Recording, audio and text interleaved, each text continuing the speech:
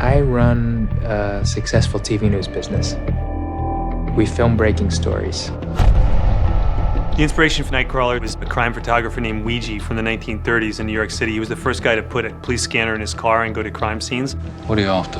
A camcorder and a police scanner. I realized that the modern equivalent were these guys who call themselves stringers and/or Nightcrawlers who drive around at night. That's too fast, dude! It seemed like a more kinetic, energetic landscape to set a story, and I just started thinking about it from there. What if my problem wasn't that I don't understand people, but that I don't like them?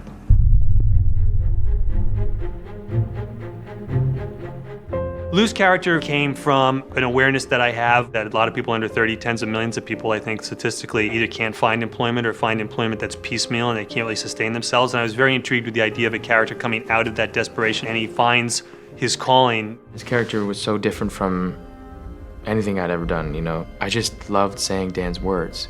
I followed them punctuation to punctuation. Who am I? I'm a hard worker. I set high goals, and I've been told that I'm persistent. I don't think I've ever actually worked with an actor with that Visita mi challenging canal. of a role, and he just nailed it. I prepped over 2 months, losing weight, staying up at night, and then sleeping during the day. First of all, he was starving to death. He wasn't eating. Jake said, I'm thinking of losing weight. Pounds started coming off.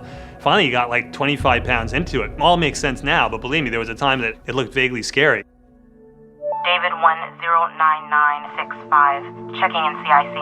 Growing up in Los Angeles, I would see a coyote walking down the street and just stare at you. You know that it either just killed something or wanted to kill you. And I thought Lou was really a coyote. What if I was obliged to hurt you for something like this?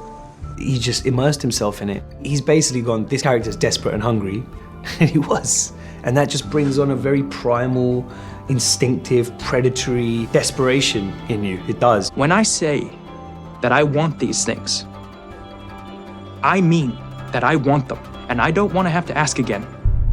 It's a world in and of itself, and if I was going to portray the world, I wanted to do it accurately. So I made a bond with the top stringers / Nightcrawlers in Los Angeles. These two brothers, they're from the UK. You got a sense that, you know, what they've seen, what these Nightcrawlers have seen has given them a lot of perspective. We've been helping out Dan, riding out with Jake and Bill and the other cast, showing them what a real stringer does. We spent a couple nights with them going around listening to the scanners go off. Base inside the location, possibly armed. And then you hit the right code and then you're gone. And then the adrenaline's up, you're overtaking people to try and get there before the competition. You know, 6 blocks, then a right. On what?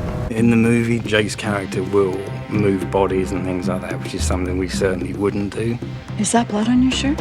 But generally speaking, his actions are based on what we've done. 7827, we just turned northbound on Western. Stay on the police car. Just like a combat soldier or an EMT worker, there is an adrenaline rush that comes from being around dramatic, hypercharged situations like a crime scene or somebody dying. And I think they sort of strangely do become addicted to it. Yeah, I definitely crave the adrenaline rush. You won't necessarily hear the call go out on the police radio. You will hear the gunshots before anything. I've seen people drop dead behind me in my rearview mirror from gunshot wounds. You see muzzle flashes from guns as you're driving around corners. A 15-year-old kid with an AK-47 comes out, levels the AK-47 at me and just fires. And I get it on tape. We beat the police. It's all about getting that first shot. You want flames, you want the shootout on tape, you want victims. It's literally that cutthroat. So what do you say? Do you have a deal? I think that Lou Bloom is the product of his generation and culture in general. He was brought up totally on the internet. His interaction with people has been limited, you know, and as a result, I think he's sort of apathetic to feelings. He's dead. Get this shot. He's the product of the idea of capitalism, which is success at any cost. And that's something that he believes in deeply and that he follows to the end. You saw him. Other people may see it as a tale of evil succeeding. For me, I was just trying to tell as realistic and objective a story as possible of a young man who's troubled and has certain gifts, who enters a world in which those gifts are rewarded rather than being punished. I like to think of it as the ultimate success story. I will never ask you to do anything that I wouldn't do myself.